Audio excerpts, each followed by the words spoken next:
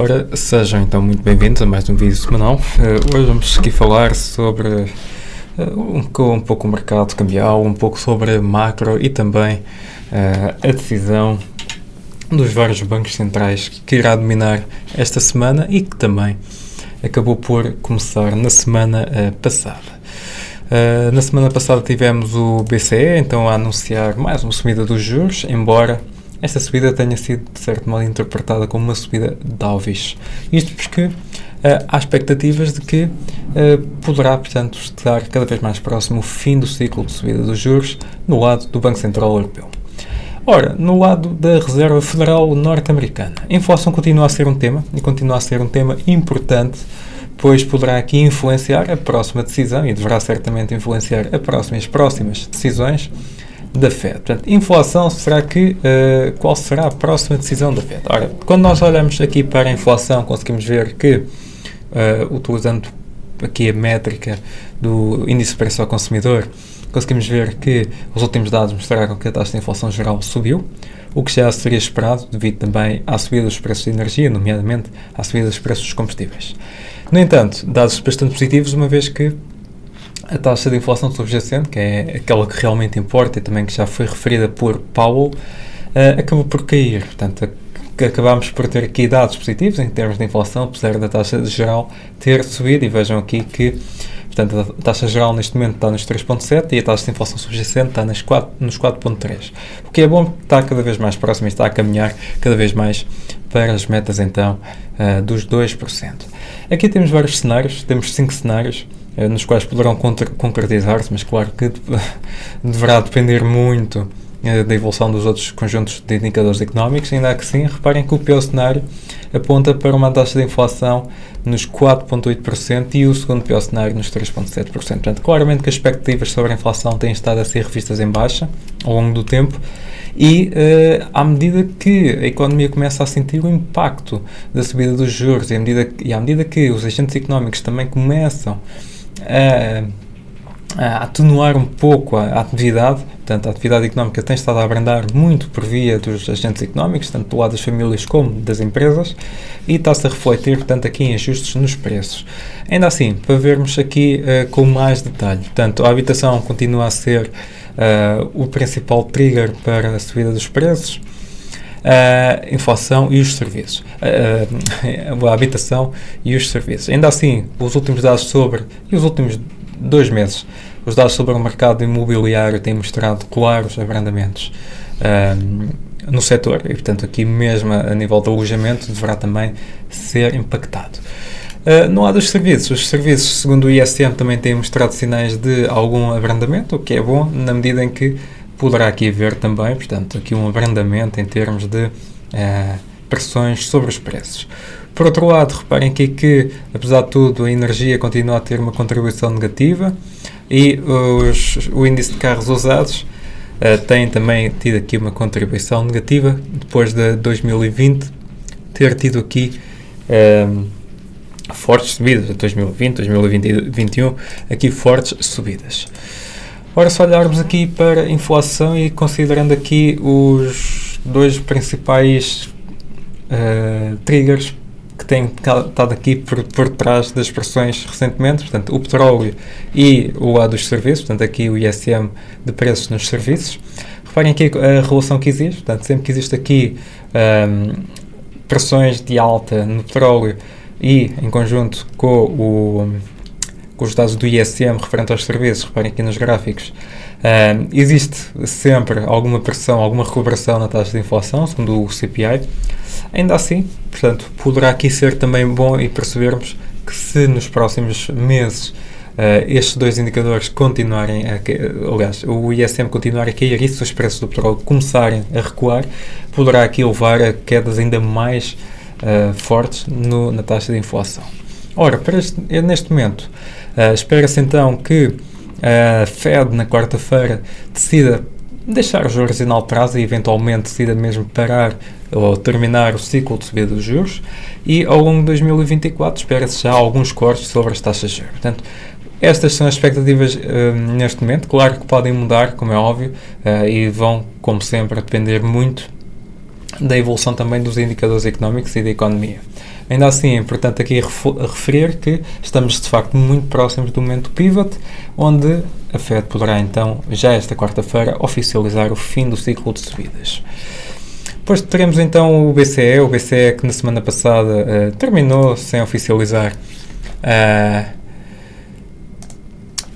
o fim do ciclo das subidas dos juros. Neste momento os mercados esperam que a próxima reunião os juros fiquem inalterados e que também em 2024, em meados de 2024, os juros possam então começar a abrandar. A verdade é que as projeções económicas sobre a zona euro têm sido constantemente revistas em baixa, os índices PMI também têm sido revistos em baixa, nomeadamente no caso alemão a situação é particularmente preocupante. E no caso francês também já se nota alguma deterioração grave nos principais setores da economia. Isto faz com que, portanto, tendo aqui as duas principais economias na zona euro a abrandarem demasiado, faz com que, portanto, o Banco Central Europeu, de facto, tenha que ter aqui uma postura um pouco mais cautelosa em termos de condução dos juros. Ora, quando olhamos aqui para as projeções do próprio BCE, em termos de inflação subjacente e em termos de crescimento económico, reparem aqui que as projeções para este ano acabam por não ser muito animadoras. O crescimento económico é revisto em baixa e a inflação é revista em alta. Portanto, não é muito bom. E para o próximo ano de 2024 a situação também se mantém, portanto a inflação deverá ser acima daquilo que se esperava e o crescimento económico deverá ser abaixo daquilo que se esperava, portanto isto poderá aqui caminhar a zona euro para uma situação bastante sensível e no qual poderá mais tarde depois penalizar também o desempenho dos mercados, dos índices nos mercados de capitais. Ora, para além do BCE e esta semana para além da Fed, teremos então o Banco de Inglaterra, que deverá voltar a subir os juros. Isto porquê? Porque a inflação continua muito elevada, como aqui podem ver. A taxa de inflação geral e a taxa de inflação subjacente, curiosamente, estão em níveis semelhantes, o que não é muito usual. Normalmente vemos a taxa de inflação subjacente um pouco atrás da taxa de inflação geral, e isto levanta aqui novas preocupações. E portanto aqui a taxa de inflação continua em níveis muito elevados, em níveis máximos dos últimos 20 anos. Isto poderá levar que as taxas de juros possam então continuar a subir. Isto também porquê? Porque quando olhamos aqui para o crescimento médio dos salários, vemos que os salários continuam a aumentar a um ritmo muito, muito grande, que é bastante preocupante. Aliás, reparem aqui, está em níveis que estava após pico da pandemia, o que não seria propriamente de esperar nesta altura. Portanto, nesta altura esperaria-se que as pressões sobre os salários começassem a baixar e não que aumentassem. Portanto, isto pode agravar ainda mais a situação de inflação no Reino Unido. Isto levará, portanto, aqui o Banco de Inglaterra a intervir ainda mais, a ser ainda mais hawkish. Isto poderá levar aqui, consequentemente, a uma quebra significativa no PIB. Neste momento as projeções sobre o PIB no Reino Unido são bastante negativas. Há quem já aponte que possa ser a primeira economia a entrar em recessão. A verdade é que mal cresce, neste momento está estagnada.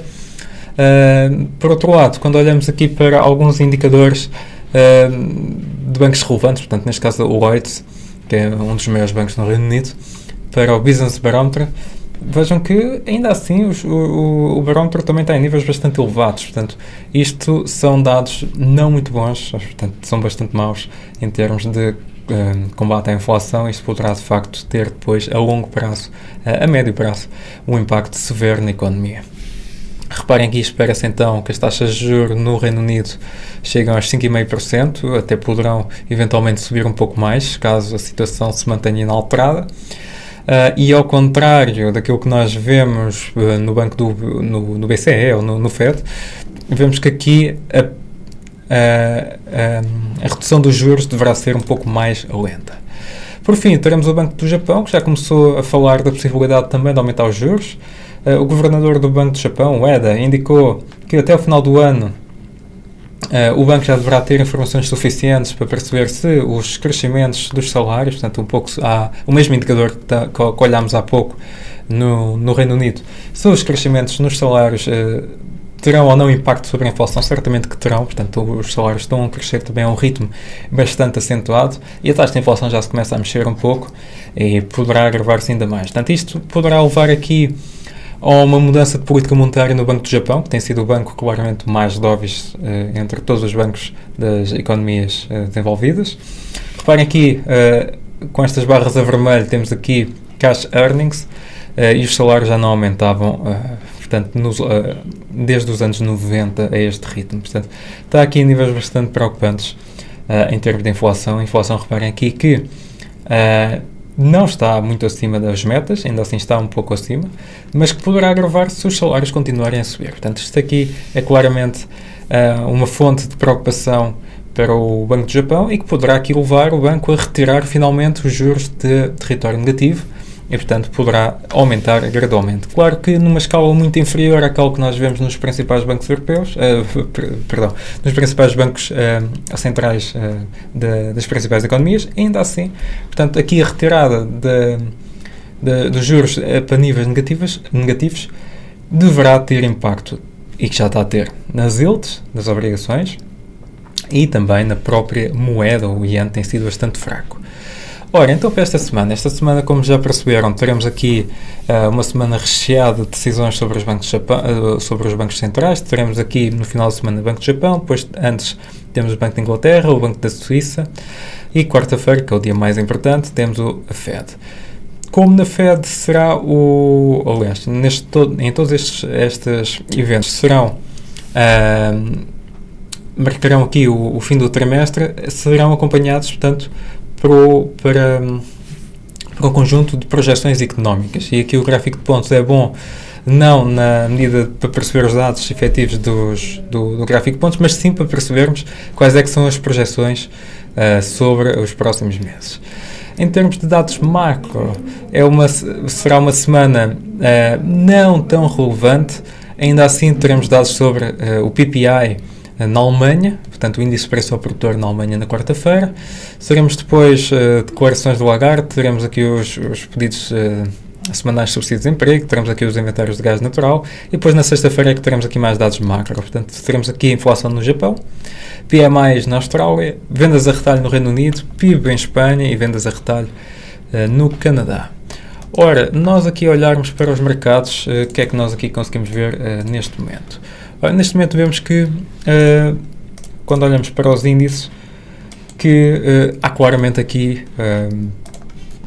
um momento de pausa nos índices que aguarda então pela próxima decisão da Fed e depois também para se perceber também qual é que é o sentimento à volta dos restantes bancos centrais.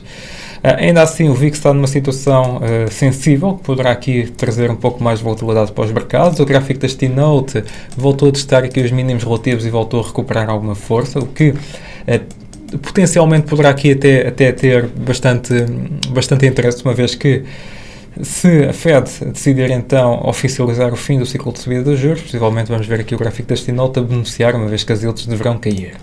Já o petróleo continua a valorizar bastante, continua aqui muito forte, e aqui a sentir impacto das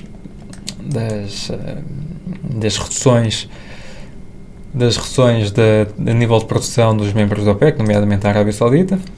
O euro tem estado bastante fraco, mesmo depois do BCE ter aumentado os juros, o euro desvalorizou muito em relação ao dólar. E ainda assim, quando olhamos aqui para o índice do dólar, vemos que o preço está muito próximo aqui desta zona técnica, que poderá ser interessante e que poderá até marcar esta zona como uma zona de consolidação. No mercado de cripto, o sentimento está a melhorar. Ontem tivemos alguns dados importantes em relação à Chainlink, que foi testada pelo principal banco na Austrália na rede SWIFT e correu bem, e alimentou claramente aqui o sentimento à volta do mercado, o que faz com que, portanto, também existam aqui novas expectativas de que a curva da adoção poderá novamente aumentar, uma vez que os bancos de facto têm interesse em determinados protocolos e que já estão efetivamente a utilizar. Como sugestão para esta semana, sugeria que acompanhassem o índice do dólar, o gráfico TLT ou então o gráfico das T-Notes, portanto ambos com obrigações norte-americanas, evidentemente os índices norte-americanos e também o VIX. Portanto, são as minhas recomendações então para esta semana. Eventualmente aqui também o petróleo, uma vez que é um ativo de risco, poderá beneficiar de períodos de maior volatilidade, consoante também a resposta dos índices à decisão e aos comentários de Powell. Sendo assim, da minha parte é tudo. Resta-me desejar-vos continuação de uma boa semana e bons negócios.